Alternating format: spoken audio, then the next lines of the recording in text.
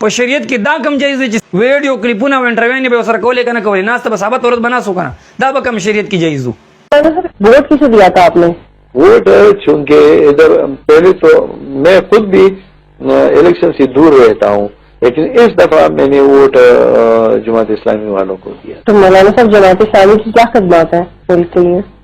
उनकी खिदमत की वजह से नहीं दिया था।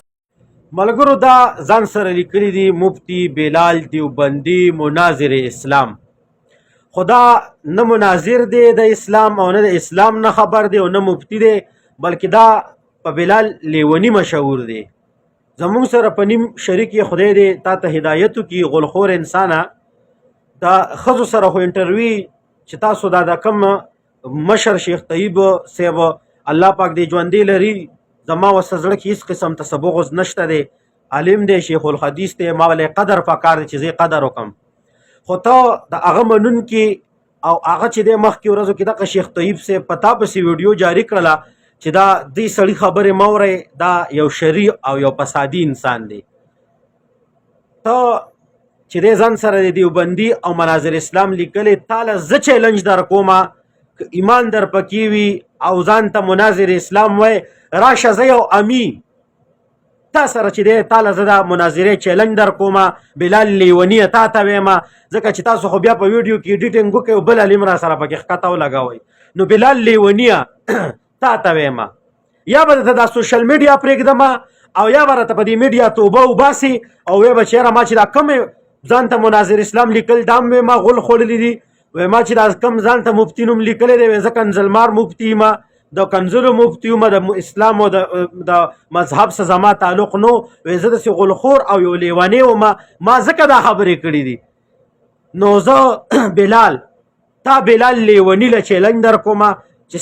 تا به زه په خود کومه تا نه به زه دا لیونتوب وباسمه په دلیل سره په خبرو سره پوه شولې. او دا ته چې کومې کنځلې کوې که نه دا ډېر سپک او پوچ کار دی، د دې خپلې غټې غټې ګز ګزګیرې نه دې وشرمېږه بلال لیونیه تا ته وایم. دا دې کم پټکې دی والې دا شاته دې کتابونه لګولي دي د دغه کتابونو نه لږه حیا وکړه، دا کنځلې نورې پرېږده وه، دا کم غول غوشان چې ته خورې